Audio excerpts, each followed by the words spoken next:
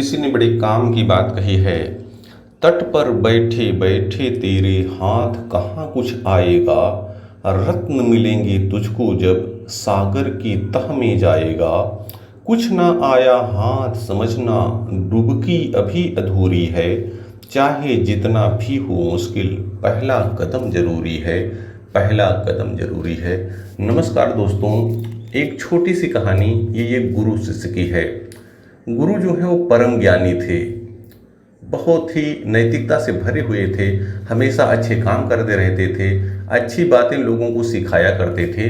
और उनका एक शिष्य था जो उनके इन गुणों से प्रभावित होकर के उनके साथ हो लिया। वो अपने गुरु का बहुत सम्मान करता था, उनके साथ रहता था, उनकी सेवा करता था।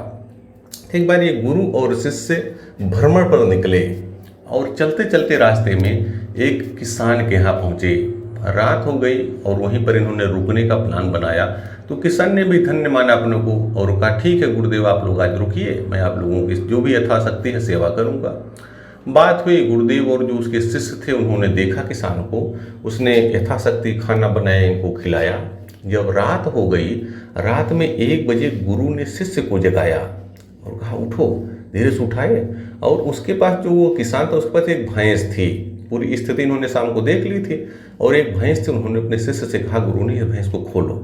खुलवा लिए उसका और भैंस को ले चलो। और रात में दोनों लोग धीरे से उस भैंस को लेकर के चल दिए, लेकर के चले आए। और जब बहुत दूर वहाँ से निकल आए, सुबह हो गई, तो उन्होंने एक व्यापारी को वो भैंस बेच दी और जो पैसा मिला वो गुरु ने रख लिया। उन्होंने कहा कि ये पैसा सुरक्षित रख लो, उस किसान को कभी दिया जाएगा, अभी लेकिन नहीं दिया जाएगा। अब दोनों लोग चले आए, लेकिन जो शिष्य था अब वो सोचने का, गुरु जी ने ये क्यों किया। वो किसान ने हम लोगों को कितना अच्छे से खिलाया पिलाया, फिर भी गुरु तो उसकी भैंस ही लेकर के चले आए। अब जो वो शिष्य था उसके मन में गुरु पर तमाम भावनाएं आने लगी कि हमारे गुरु कैसे हैं, इन्होंने कितना निम्न स्तर का काम किया है। लेकिन चूंकि गुरु का वो सम्मान करता था और उनसे बहुत ज़्यादा सवाल नहीं कर सकता था, तो उसने प्रश्न उनसे बहुत ज़्यादा नहीं किया, लेकिन उसके मन में तो कुछ चलने लगा। अब कुछ समय बीत गया, धीरे धीरे 1 साल बीत गया, लेकिन उसके मन में आ रहा है, उसको किसान को भूला नहीं। अब कुछ दिन बाद जब साल, 1.5 साल, 2 साल हो गया, एक बार वो शिष्य निकला, गुरु से पूछा नहीं और कहा एक बार मैं उसको देख के आऊँ। गया देखने। अब गया, जब उस गांव में पहुंचा तो देखा तो उसकी स्थिति, वो जो किसान था वहाँ उसका घर ही नहीं दिख रहा है। तो उसने पूछा उससे कि भैया वो कहाँ रहते हैं जो यहाँ ऐसी ऐसी स्थिति बताई। और तब उनके वो दरवाजे पर पहुंचा और जो किसान था इस शिष्य को देखते ही पहचान लिया। उसने कहा, अरे आप और आपके गुरु जी हमारे यहाँ आए हुए थे। और वो पूरी बातें बताया कि आप लोग जिस दिन आए थे, हम शाम को आप लोग ज़्यादा सेवा तो नहीं कर पाए और सुबह आप लोग बिना पूछे ही बिना मिले चले गए और मैं आप लोगों का आशीर्वाद भी नहीं ले पाया। और उसी रात कोई मेरी भैंस चुरा ले गया। अब जब मेरी भैंस चुरा ले गया तो मुझे दूसरे दिन मैं जब उठा, धीरे धीरे मेरे पास कोई दूसरा साधन नहीं था, तो मैंने फिर अपना जो ये खेत वगैरह खेती करना शुरू किया, कुछ वृक्ष फलदार लगा दिए और फिर धीरे धीरे जब खेती किया उससे कुछ मेरी आमदनी बढ़ने लगी, मेरे पास पैसे आने लगे। और जब पैसे आए तो धीरे धीरे मैंने खेती को और बढ़ाया और कुछ जानवर भी रख दिया और मैंने धीरे धीरे फिर आदमी रख लिए और कारोबार बढ़ने लगा। और फिर कहा, देखिए ये मेरा घर इतना अच्छा बन गया है और मेरे पास इतने लोग काम करने वाले हैं, आज मेरे पास पैसों की कोई कमी नहीं है, मैं संपन्न हो गया हूँ। लेकिन मुझे बड़ा अफसोस है कि मैं आप लोगों की उस समय सेवा नहीं कर पाया। और अगर वो उस दिन भैंस मेरी नहीं ले गया होता चोर, तो आज शायद मैं उसी अवस्था में ही रहता। अब वो जो शिष्य था वो सुन रहा था ये बातें, और वो जो किसान था उसने कहा, अब तो अकेले आपके गुरु कहाँ हैं, उनको जरूर लेकर के आइए, शायद हो सकता है कि जो हम आप लोगों की सेवा की आपके आशीर्वाद से इस अवस्था में पहुँचे हैं। अब वो शिष्य वहाँ से जल्दी से जाता है गुरु के पास और गुरु के चरणों में पड़ जाता है। अब आज उसको ध्यान आया तो गुरु जी से पूछता, गुरु जी आप उसकी भैंस क्यों ले आए थे, आप तो मुझे बताए नहीं थे उस समय, आज बताइए। अब मैं उसकी स्थिति देख के आया हूँ तो बहुत समृद्ध हो गया है। अब गुरु ने जो कहा वो ध्यान से सुनिए। गुरु ने कहा कि वो उसके पास स्थिति थी, लेकिन वो यथास्थितवादी हो गया था, अपनी परिस्थितियाँ बदलना नहीं चाहता था। वो भैंस थी, दूध थोड़ा देती थी, उससे उसका गुजारा हो जाता था, तो काम करना नहीं चाहता था। और जब उसकी भैंस हमने हटा दी वहाँ से, तब उसका दिमाग खुला और उसने काम करना शुरू किया।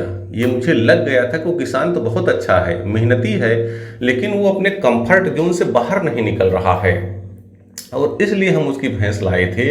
ये पैसा उसका रखा हुआ है, चलो एक दिन चलते हैं और उसको पैसा दे देते हैं।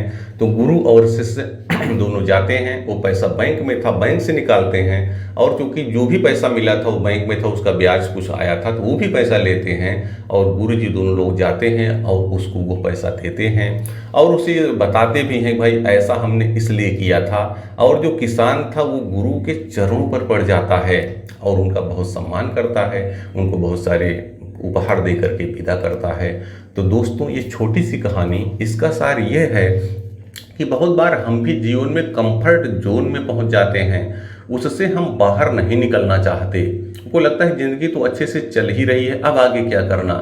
लेकिन याद रखिए, यदि आप कंफर्ट जोन में ही रहेंगे और उसी स्थिति जो चल रही उसी का अनुसरण करेंगे तो आप वैसे ही रह जाएंगे। अगर जीवन में कुछ बड़ा करना है तो आपको कंफर्ट जोन से बाहर निकलना ही होगा।